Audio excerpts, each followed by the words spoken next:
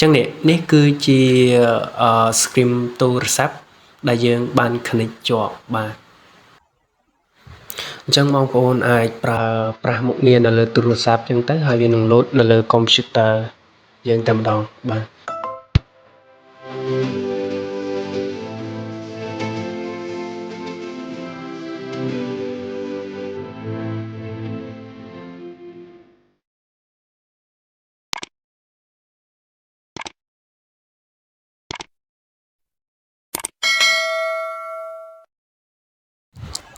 បាទជំរាបសួរពុកម៉ែបងប្អូនទាំងអស់គ្នាវិលត្រឡប់មកជួបគ្នាសាជាថ្មីម្ដងទៀតហើយបាទអញ្ចឹងថ្ងៃនេះខ្ញុំមកធ្វើវីដេអូចែករំលែកមួយតាក់ទងទៅនឹងការ share screen ទូរស័ព្ទទៅលើ computer បាទហើយសម្រាប់បងប្អូនដែលគាត់ចង់ចេះ share screen ទូរស័ព្ទទៅលើ computer បងប្អូនអាចមើលតាមវីដេអូដែលខ្ញុំបានបង្ហាញបងប្អូននឹងទទួលបានផលដូចគ្នាបាទចឹងកុំឲ្យខាតពេលយើងទៅធ្វើទាំងអស់គ្នាបាទជាដំបូងបងប្អូនសូមចូល setting បាទ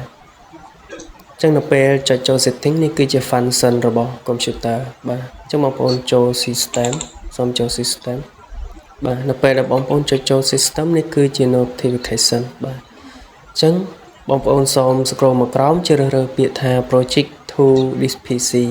បាទចឹងបងប្អូនសូម click លើហ្នឹងមកបាទអញ្ចឹងនេះគឺជាផ្ទាំង project ដែលយើងត្រូវបង្ហាញបាទអញ្ចឹងវាមាន3 column បាទអញ្ចឹងចំពោះ column ខាងលើបងប្អូនសូមជ្រើសរើស available everywhere ឬក៏បងប្អូនជ្រើសរើសឲ្យលើក៏បានបាទបងប្អូនយកលើក៏បានកដាលក៏បានតែខ្ញុំសូមយកកដាលហើយកដាលយើងយកនឹងទៅមិនបដូរវិញបាទចំពោះ column ខាងក្រោមបងប្អូនសូមយក always ហើយចំពោះ this PC ខាងក្រោមនេះបងប្អូនត្រូវបិទបើកាលណាវាបើកអញ្ចឹងបងប្អូនត្រូវបិទបើបងប្អូនបើកគឺវា share បានតែអញ្ចឹងបងប្អូនចុចបិទមកបាទអញ្ចឹងជាការស្រេចអញ្ចឹងនៅពេលយើងនេះនៅពេលដែលយើងកំណត់លើ computer ហើយយើងទៅមើលលើទូរស័ព្ទម្ដងយើងកំណត់លើទូរស័ព្ទម្ដងបាទអញ្ចឹងនៅពេលយើងចូលមកកាន់ទូរស័ព្ទគឺយើងត្រូវការកំណត់នៅលើទូរស័ព្ទដូចគ្នាបាទហើយកំណត់គឺកំណត់នៅក្នុង setting ដូចគ្នាបាទអញ្ចឹងបងប្អូនសូមចុចចូល setting បាទហើយបងប្អូនសូមអូសមកក្រោមហើយស្វែងរកពាក្យថា order wireless connection បាទពេលបងប្អូនរកឃើញបងប្អូនសូម click លើពាក្យហ្នឹងមកបាទអញ្ចឹងវាលុបផ្ទាំងបែបនេះនៅពេលលុបផ្ទាំងបែបនេះបងប្អូនត្រូវការបើក Wi-Fi បើកាលណាបងប្អូនអត់បើក Wi-Fi គឺវា connect អត់ជាប់ទេអត់បើករួចទេបាទអញ្ចឹងបងប្អូនសូមបើកមកបើកឲ្យកន្លែងបិទនេះបងប្អូនចុចបើកកន្លែងហ្នឹងនៅពេលដែលបងប្អូនចុចបើកវាលោតចែកអញ្ចឹងអាកន្លែងផ្ទាំងនេះយើងត្រូវការបើកនៅពេលបើកគឺវានឹងលោតឈ្មោះ computer ដែលយើងត្រូវការ share screen ទៅលើ computer ហ្នឹងវានឹងលោតខាងក្រោមនៅពេលលោតខាងក្រោមបងប្អូនអុកលើហ្នឹងមកវាជាការស្រេចបាទហើយយើងទៅមើល computer ម្ដងអញ្ចឹងនៅលើ computer បងប្អូនចូលកន្លែងសញ្ញានេះហើយបងប្អូនមើលអ្នកគេថា Oppo A95 connection ហ្នឹងបងប្អូនសូមចុច OK បាទអញ្ចឹងនៅពេលដែលយើងចុច OK វានឹងលោតផ្ទាំងពណ៌ខៀវបែបនេះបាទហើយបងប្អូនសូមយកលេខ PIN ប្រមាណខ្ទង់នេះទៅវាយនៅលើទូរស័ព្ទបាទពួកអីនៅលើទូរស័ព្ទវានឹងលោតកន្លែងផ្ទាំងមួយដើម្បីយើងវាយលេខ PIN បញ្ចូលអញ្ចឹងនៅពេលបងប្អូនវាយលេខ PIN នឹងបញ្ចូលហើយបងប្អូនចុច OK ទៅ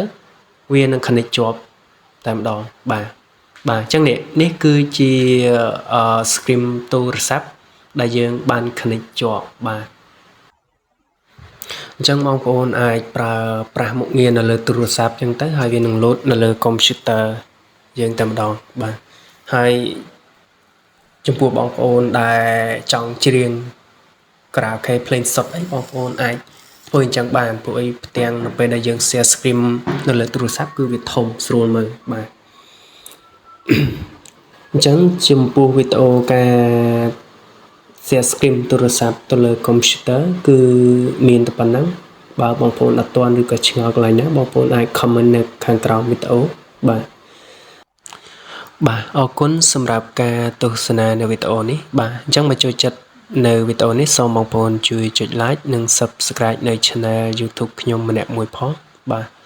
ជួបគ្នានៅវីដេអូក្រោយៗទៀតបាទបាយបាយ